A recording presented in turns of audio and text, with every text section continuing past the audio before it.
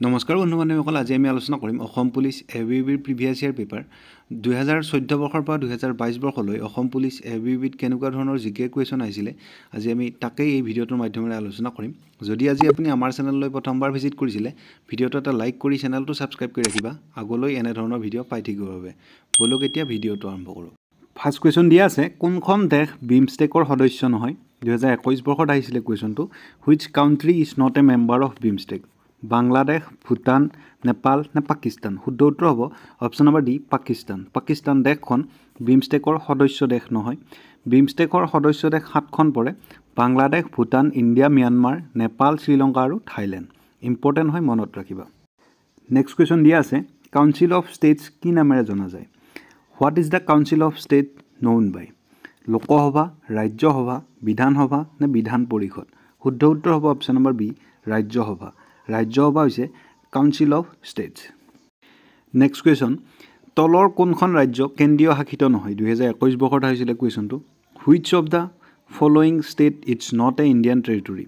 Puducherry, Daman and Diu, Dadra আৰু নগৰ হাভেলী, পাঞ্জাৱ। শুদ্ধ উত্তৰ হ'ব অপশ্যন নম্বৰ ডি, পাঞ্জাৱ।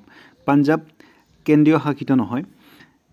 কেন্দ্ৰীয় শাসিত আমাৰ 8খন পৰে: আন্দামান নিকোবৰ, চণ্ডীগড়, দাদৰা আৰু নগৰ হাভেলী, এতিয়া দমন এণ্ড দিউ লগতে আহিছে। দিল্লী পৰে, জম্মু এণ্ড কাশ্মীৰ, লাডাখ, লক্ষদ্বীপ আৰু পুডুচেৰী। নেক্সট কুৱেশ্যন, ভিলেজ ৰকষ্টাৰৰ পৰিচালক কোন? 2021 বৰ্ষত আহিছিলে কুৱেশ্যনটো। Who was the director of village Rockstar?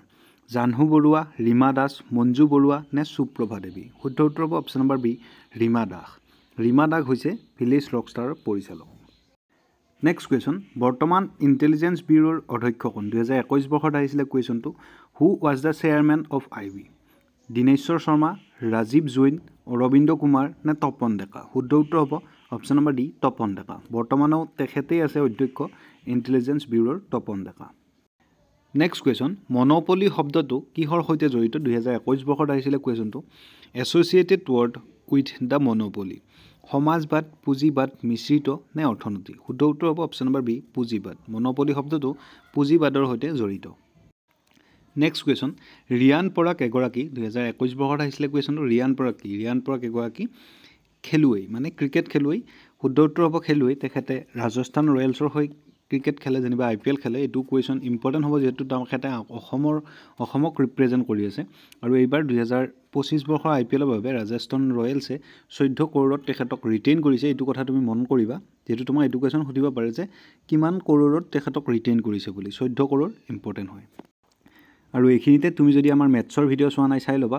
Description box লগতে ফাৰ্ষ্ট কমেণ্টটো পিন হৈ আছে, লিংককেইটা মেথছৰ। আমাৰ মেথছ শিকা আৰু শিকোৱাৰ ধৰণটো বেলেগ ধৰণৰ। যদি তুমি ইণ্টাৰেষ্টেড হৈ যোৱা, তেতিয়াহ'লে আমাৰ 6000084835 এই নম্বৰটোত 199 পে' কৰি স্ক্ৰীনশ্বট দিলেই তোমাক গ্ৰুপত এড কৰা হৈ যাব। তাত তুমি basic concept plus short trick গোটেইখিনি পাই যাবা। মেথছৰ কমপ্লিট মানে থিয়ৰী তুমি গোটেইখিনিয়ে পাই যাবা। যদি তুমি কিবা নোৱাৰা, তেতিয়া মোৰ লগত যোগাযোগ কৰিব পাৰিবা, যিহেতু মেথছটো গুৰুত্ব দিয়া হৈছে। যি নেকি একোৱেই নোৱাৰে, মেথছৰ একোৱেই নজনা ল'ৰাটোৱে কেনেদৰে ক'লে বুজি পাব, তাৰ ওপৰত বেছি গুৰুত্ব প্ৰদান কৰা হৈছে। যদি ইণ্টাৰেষ্টেড, তেতিয়াহ'লে আমাৰ লগত যোগাযোগ কৰি ৰাখিবা। নেক্সট কুৱেশ্যন, 2020 চনৰ G20 সন্মিলন ক'ত হৈছিলে? 2021 বৰ্ষত আহিছিলে কুৱেশ্যনটো, আৰু সেই সময়ৰ এইটো কাৰেণ্ট এফেয়াৰ্ছ আছিলে। Where was the G20 summit held in 2020? Saudi Arabia, Italy, Bharat নে আমেৰিকা? শুদ্ধ উত্তৰ হ'ব অপশ্যন নম্বৰ এ, চাউদি আৰৱ। চাউদি আৰৱত হৈছিলে 2020 বৰ্ষৰ G20 সন্মিলন। ইয়াৰ লগতে 2024 বৰ্ষত হৈ গ'ল ব্ৰাজিলত, আৰু 2025 বৰ্ষত হ'বলৈ গৈ আছে ছাউথ আফ্ৰিকাত। মনত ৰাখিবা, ইম্পৰ্টেণ্ট হয়। নেক্সট কুৱেশ্যন, ভাৰতৰ ৰাজ্যসভাৰ সভাপতি কোন? 2021 বৰ্ষত আহিছিলে কুৱেশ্যনটো। Who is the president of Rajya Sabha in India? ৰাষ্ট্ৰপতি, প্ৰধানমন্ত্ৰী, উপৰাষ্ট্ৰপতি নে গৃহমন্ত্ৰী? শুদ্ধ উত্তৰ হ'ব অপশ্যন নম্বৰ চি, উপৰাষ্ট্ৰপতি। উপৰাষ্ট্ৰপতি অৰ্থাৎ ভাইচ প্ৰেচিডেণ্ট হৈছে ভাৰতৰ ৰাজ্যসভাৰ সভাপতি, আৰু বৰ্তমান ভাইচ প্ৰেচিডেণ্ট অৰ্থাৎ উপৰাষ্ট্ৰপতি কোন? জগদীপ ধনকাৰ। নেক্সট কুৱেশ্যন, অসমৰ ৰাজ্যিক প্ৰাণীবিধৰ নাম কি? 2017 বৰ্ষত আহিছিলে কুৱেশ্যনটো। What is the name of the state animal of Assam? বাঘ, হাতী, সিংহ নে গড়? শুদ্ধ উত্তৰ হ'ব অপশ্যন নম্বৰ ডি, এশিঙীয়া গড়। এশিঙীয়া গড় হৈছে অসমৰ ৰাজ্যিক প্ৰাণী। নেক্সট কুৱেশ্যন, অসমৰ প্ৰথমখন দৈনিক বাতৰি কাকতৰ নাম কি আছিল? 2017 বৰ্ষত আহিছিলে কুৱেশ্যনটো। What was the first Assamese daily newspaper? Arunodoi, Pratidin time, Dainik Batori নে অসম ট্ৰিবিউন? শুদ্ধ উত্তৰ হ'ব অপশ্যন নম্বৰ চি, দৈনিক বাতৰি। অসমৰ প্ৰথমখন দৈনিক বাতৰিৰ নাম দৈনিক বাতৰি যোৰহাটৰ পৰা প্ৰকাশ পাইছিলে আৰু 1935 চনত নেক্সট কুৱেশ্যন আহোমসকলৰ শেষ ৰাজধানী কি আছিল 2017 বৰ্ষত আছিলে কুৱেশ্যনটো what was the last capital of Ahom Rangpur Jorhat Charaideo নে গড়গাঁও শুদ্ধ উত্তৰ হ'ব option number B Jorhat Jorhat হৈছে আহোমসকলৰ শেষ ৰাজধানী আৰু আহোমসকলৰ প্ৰথম ৰাজধানী ক'ত আছিলে কমেণ্ট বক্সত কমেণ্ট কৰি জনাবা নেক্সট কুৱেশ্যন প্ৰহ্লাদ চৰিত কোনে লিখিছিলে 2017 বৰ্ষত আহিছিলে কুৱেশ্যনটো হু ৰুট প্ৰহ্লাদ চৰিত ৰাম সৰস্বতী মাধৱ কন্দলী হেম সৰস্বতী নে অনন্ত কন্দলী শুদ্ধ উত্তৰ হ'ব option number C Hem Saraswati Prahlad চৰিত হেম সৰস্বতীয়ে লিখিছিলে মনত ৰাখিবা বুকছ এণ্ড অথৰৰ ওপৰত অসম পুলিচ এবিবিৰ এটা নহয় এটা কুৱেশ্যন আহিব গতিকে তুমি টপিকটো লিখিবা লিখি কিনে হাইলাইট কৰি মুখস্থ কৰিবা সাব টপিক বনাবা নিজে যদি টপিক বনাই আছা তেতিয়াহ'লে তুমি এই টপিকটো এড কৰা তাতে আৰু টপিক চিষ্টেমকৈ পঢ়িলেহে তোমাৰ কিন্তু চবখিনি ক্লিয়াৰ হ'ব ঠিক আছে মনত ৰাখিবা ইম্পৰ্টেণ্ট টপিক কেইটা তুমি বহিত ধুনীয়াকৈ লিখিবা ধুনীয়াকৈ হাইলাইট কৰিবা সেইকেইটাকে উৰাই ঘূৰাই চাই থাকিবা তাৰ পৰাই কুৱেশ্যন আহিব আগৰ প্ৰিভিয়াছ ইয়াৰ মিলাই চাবা কেনেকুৱা কুৱেশ্যন কাটিছে ঠিক আছে নেক্সট কুৱেশ্যন অসমৰ বৰ্তমান জিলা কেইখন এইটো 2017 বৰ্ষৰ কাৰেণ্ট এফেয়াৰ্ছ আছিলে কিন্তু এতিয়া আমাৰ তাত আহিলে আমি কি লিখিম 35খন লিখিম ঠিক আছে নেক্সট কুৱেশ্যন অসম সাহিত্য সভা কিমান চনত স্থাপন কৰা হৈছিল 2017 বৰ্ষত আহিছিলে কুৱেশ্যনটো ইন হুইচ ইয়াৰ এছাম সাহিত্য সভা ৱাজ এষ্টাব্লিছড 1920 চন 1917 চন 1923 চন নে 1888 চন শুদ্ধ উত্তৰ হ'ব অপশ্যন নম্বৰ বি 1917 চন 1917 চনত অসম সাহিত্য সভা স্থাপন কৰা হৈছিলে আৰু ইয়াত এটা লগত এটা বাক্য লিখা আছে সেইটো কথা তোমাক সুধিব পাৰে সেইবাবে মই কৈ দিলোঁ যে অসম সাহিত্য সভাৰ লগটোত চিৰ চেনেহী মোৰ ভাষা জননী বুলি লিখা আছে যেনেদৰে আমাক সোধে যে সত্যমেৱ জয়তে ক'ত লিখা আছে মুণ্ডক উপনিষদত তেনেদৰে এইটোও সুধিব পাৰে লগটোত কি লিখা আছে অসম সাহিত্য সভাৰ চিৰ চেনেহী মোৰ ভাষা জননী মনত ৰাখিবা নেক্সট কুৱেশ্যন মাধৱদেৱৰ জন্ম ক'ত হৈছিল 2017 বৰ্ষত আহিছিলে কুৱেশ্যনটো হুৱেৰ ৱাজ মাধৱদেৱ বৰ্ণ আলিপুখুৰী লেটেকু পুখুৰী বৰদোৱা নে কোচবিহাৰ শুদ্ধ উত্তৰ হ'ব অপশ্যন নম্বৰ বি লেটেকু পুখুৰী মাধৱদেৱৰ জন্ম লেটেকু পুখুৰীত হৈছিলে মাধৱদেৱ বা শংকৰদেৱৰ ওপৰত এটা নহয় এটা কুৱেশ্যন সুধিব আৰু মাধৱদেৱৰ জন্ম হৈছিলে 1489ত আৰু শংকৰদেৱৰ জন্ম হৈছিলে 1449ত মানে দুইজনা গুৰুৰ মাজত 40 বছৰ গেপ এটা আছিলে আৰু মাধৱদেৱৰ এটা কুৱেশ্যন বিশেষকৈ সোধে যে নামঘোষা কোনে লিখিছিলে নামঘোষা লিখিছিলে মাধৱদেৱে মনত ৰাখিবা বহুত বেছিয়ে ইম্পৰ্টেণ্ট হয় নেক্সট কুৱেশ্যন অসমৰ মুঠ মাটিকালি কিমান 2017 বৰ্ষত আহিছিলে কুৱেশ্যনটো what is the total area of Assam ৭৮,০০০ ৭৮,৪০০ ৭৮,৫০০ ৭৮,৪38 শুদ্ধ উত্তৰ হ'ব অপশ্যন নম্বৰ ডি ৭৮,৪38 বৰ্গ কিলোমিটাৰ অসমৰ মুঠ মাটিকালি নেক্সট কুৱেশ্যন জীয়া ভৰালী নদী অসমৰ কোনখন জিলাত অৱস্থিত 2017 বৰ্ষত আহিছিলে কুৱেশ্যনটো দ্য জীয়া ভৰালী ৰিভাৰ ফ'ল'জ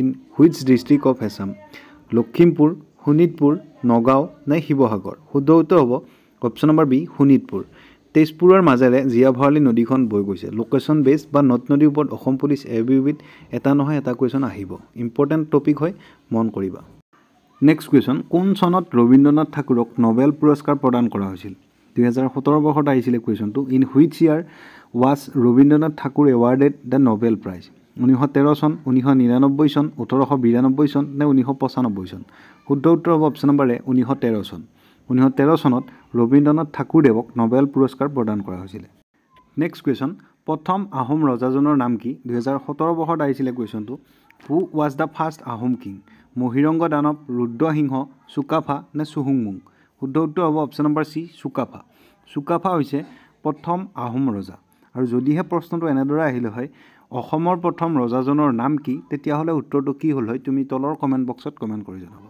তেতিয়া কিন্তু উত্তৰটো বেলেগ হ'ল হয় নেক্সট কুৱেশ্যন অসমৰ লোকসভাৰ আসনৰ সংখ্যা কিমান 2017 বৰ্ষত আহিছিলে কুৱেশ্যনটো what is the number of Lok Sabha seats of Assam 7খন 14খন 12খন নে 16খন শুদ্ধ উত্তৰ হ'ব অপশ্যন নম্বৰ বি 14খন যদি লোকসভা আহে 14খন হ'ব যদি ৰাজ্যসভা আহে 7খন হ'ব যদি বিধানসভা আহে 126খন হ'ব ঠিক আছে ইম্পৰ্টেণ্ট হয় খোজা খোৱা দেখা যায় কেনেদৰে মনত ৰাখিবা যিহেতু আমাৰ 7 ভনীত 7খন ৰাজ্য থকা বুলি ধৰি লওঁ যেনিবা ৰাজ্য আহিলে 7ত যাবা তুমি ৰাজ্যসভা সুধিলে 7ত যাবা লোকসভা সুধিলে 14ত যাবা আৰু বিধানসভা সুধিলে তুমি ক'ত যাবা 126ত যাবা ঠিক আছে নেক্সট কুৱেশ্যন অসমত পোনপ্ৰথমে চাহ বাগিচা কোনে স্থাপন কৰিছিল 2017 বৰ্ষত আহিছিলে কুৱেশ্যনটো who establish the plantation in Assam for the first time Jagannath Barua Piyali Phukan Robert Bruce নে মণিৰাম দেৱান শুদ্ধ উত্তৰ হ'ব option number D Maniram Dewan Maniram Dewan আছিলে অসমত পোনপ্ৰথমে চাহ বাগিচা বনোৱা ব্যক্তি কিন্তু যদি আমাক সুধিলে হয় যে অসমৰ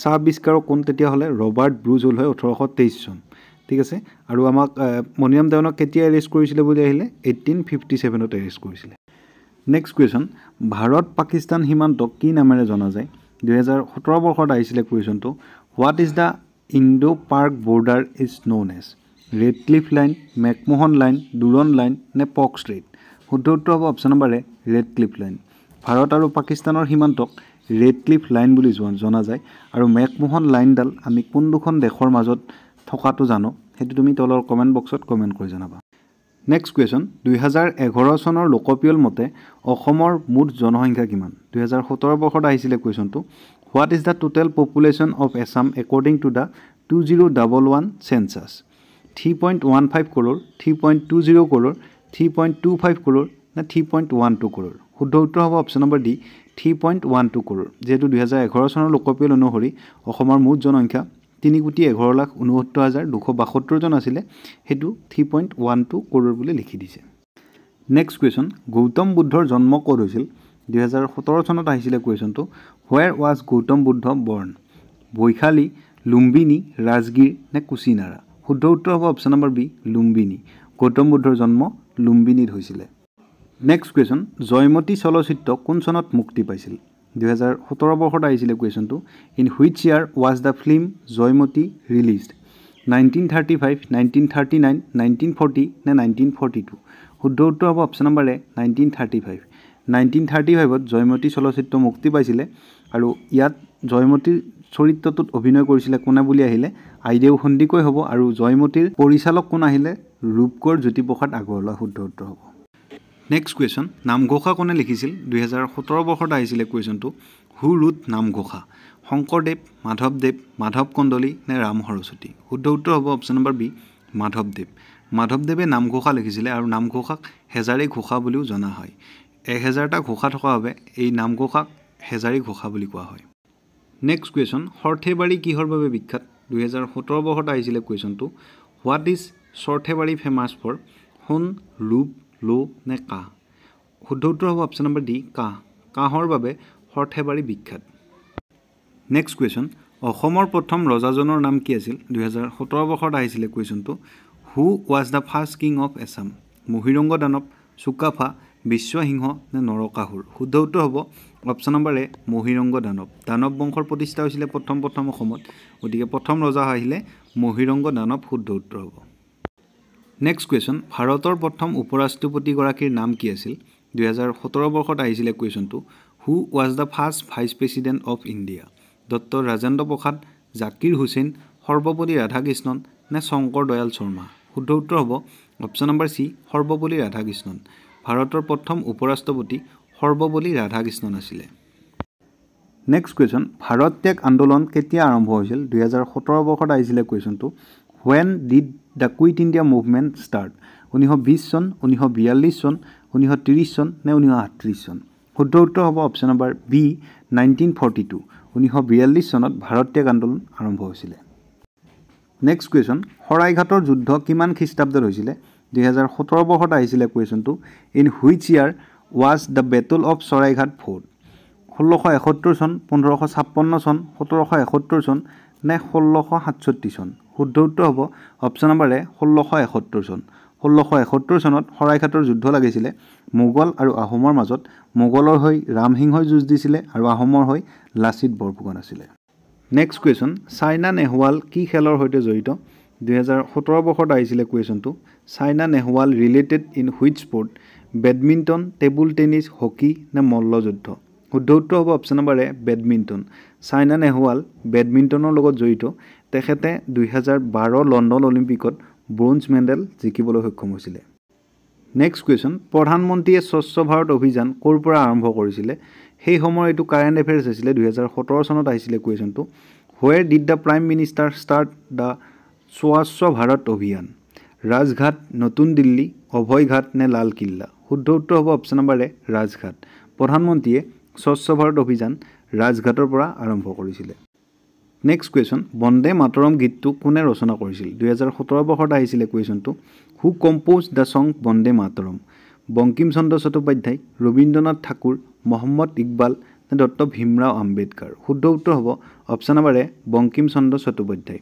বন্দে মাতৰম গীতটি বংকিম চন্দ্ৰ চট্টোপাধ্যায়ে ৰচনা কৰিছিলে নেক্সট কুৱেশ্যন আন্তৰ্জাতিক যোগ দিৱস ইণ্টাৰনেশ্যনেল য়োগা ডে কেতিয়া পালন কৰা হয় when is the international yoga day celebrated 8 March 12 June 21 June নে 12 ডিচেম্বৰ শুদ্ধ উত্তৰ হ'ব অপশ্যন নম্বৰ চি 21 জুন তাৰিখে আন্তঃৰাষ্ট্ৰীয় যোগ দিৱস পালন কৰা হয় আৰু এই কুৱেশ্যনটো কাটিছে তোমাৰ ক্লাছ 6 to 10 ছ'চিয়েলৰ পৰা 9 নে কি 9 ছ'চিয়েলখনত এই কুৱেশ্যনটো আছে গতিকে তুমি ক্লাছ 6 to 10 গোটেই কমপ্লিট ছ'চিয়েলখিনি পঢ়ি যাবা তাৰ পৰা টপিক বনাবা কেনেকুৱা ধৰণৰ কুৱেশ্যন কাটিব পাৰে তাৰ পৰা এটা নহয় এটা কুৱেশ্যন তুমি দেখিব পাবা নেক্সট কুৱেশ্যন দিহিঙীয়া ৰজা বুলি কাক জনা যায় 2017 বৰ্ষত আহিছিলে কুৱেশ্যনটো who is called the king of Dihingia Sudangpha Suklenmung চুহুংমুং নে ওপৰৰ এটাও নহয় শুদ্ধ উত্তৰ হ'ব অপশ্যন নম্বৰ চি চুহুংমুং দিহিঙীয়া ৰজা বুলি চুহুংমুঙক জনা যায় নেক্সট কুৱেশ্যন কিমান চনত পলাশীৰ যুদ্ধ হৈছিল